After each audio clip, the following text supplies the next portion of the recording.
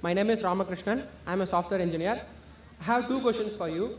The first is, what does Islam say about donating organs after death? Is it okay or is it prohibited? Second question is, what does Islam say about atheists?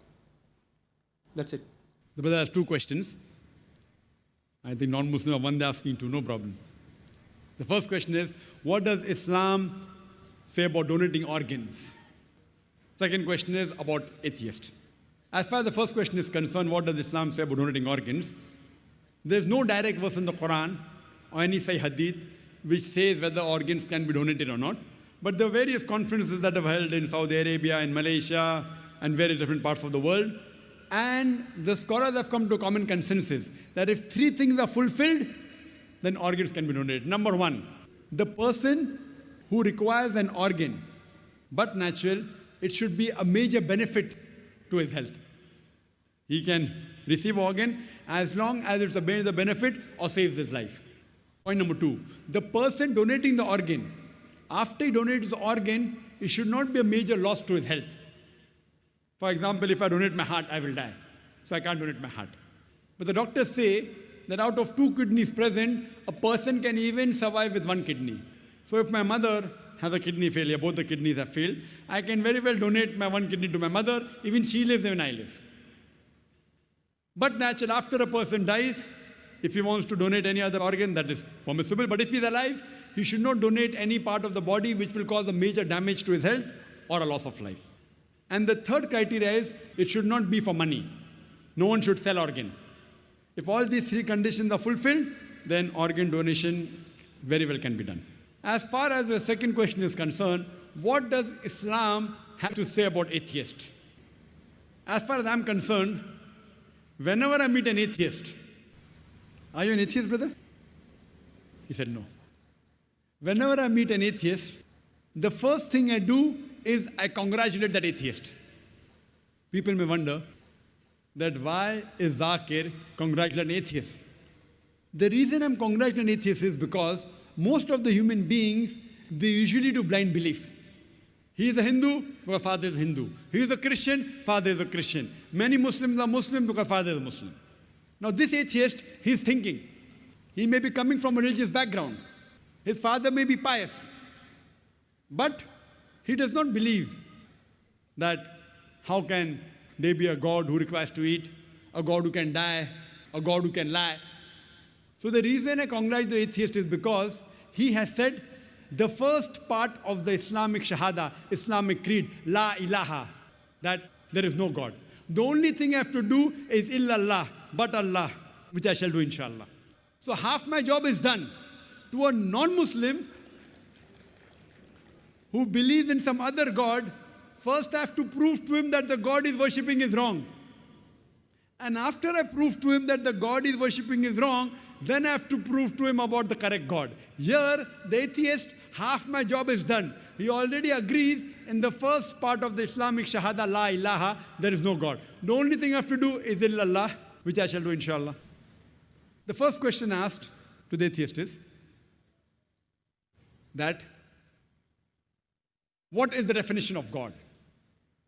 If anyone says there is no God, to say there is no God, he should know the definition of God. If he does not know the definition of God, he cannot say there is no God.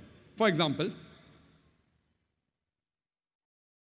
if I say this is a pen, is this a pen? No. It's a book. To say this is not a pen, you should know the definition of pen. Some people say, no, Zakir, I know this is a book, so I can say it's not a pen. I said, no. If you know the definition of pen, I will say, is this a kitab? You say, no, it is not a kitab, because there's no definition of kitab. To say it's not a kitab, you should know the definition of kitab. Because kitab and book is the same. So to say it is not a pen, you have to know the definition of pen. You may or may not know the definition of a book. Correct? So similarly, to say there is no God, you should know the definition of God.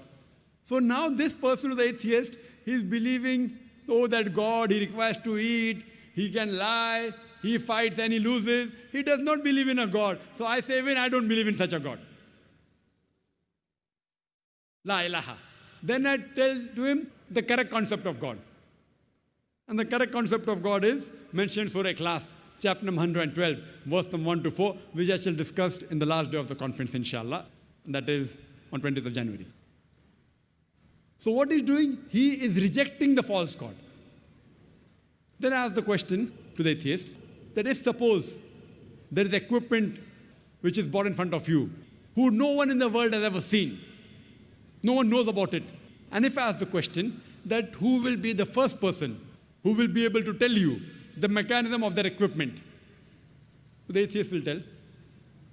The first person who will tell the mechanism of this equipment, who no one in the world has seen, it is the creator.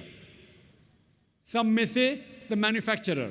Some may say the inventor. Some will say the person who has made it, maker. He may say creator, maker, inventor, manufacturer. Whatever he says, it will be somewhat similar. Don't grapple with the words. What he says, accept it. Then ask him.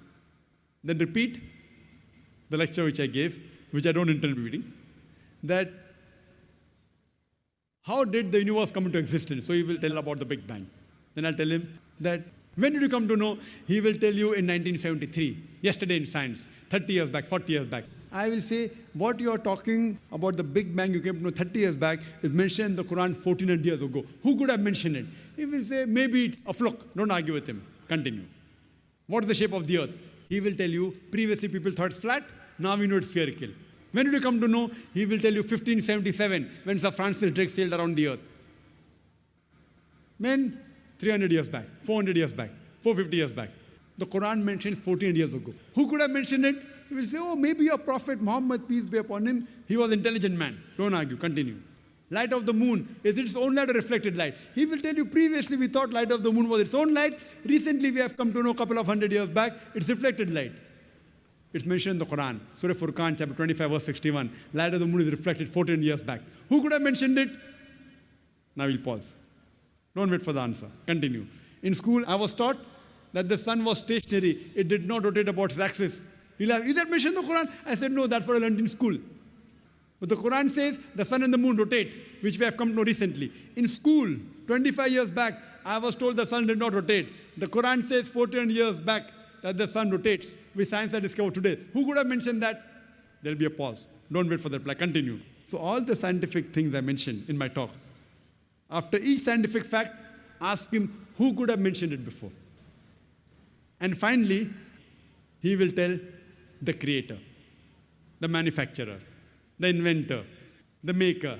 This creator, this manufacturer, this producer, this inventor, we in Islam call as Allah. That's the reason today science is not eliminating God, La ilaha, it is eliminating models of God, illallah. Therefore, Sir Francis Bacon, a very famous philosopher, he said that little knowledge of science makes you an atheist, in-depth knowledge of science makes you a believer in God. So, with this help of this lecture, Quran, Modern Science, you can prove the existence of God scientifically.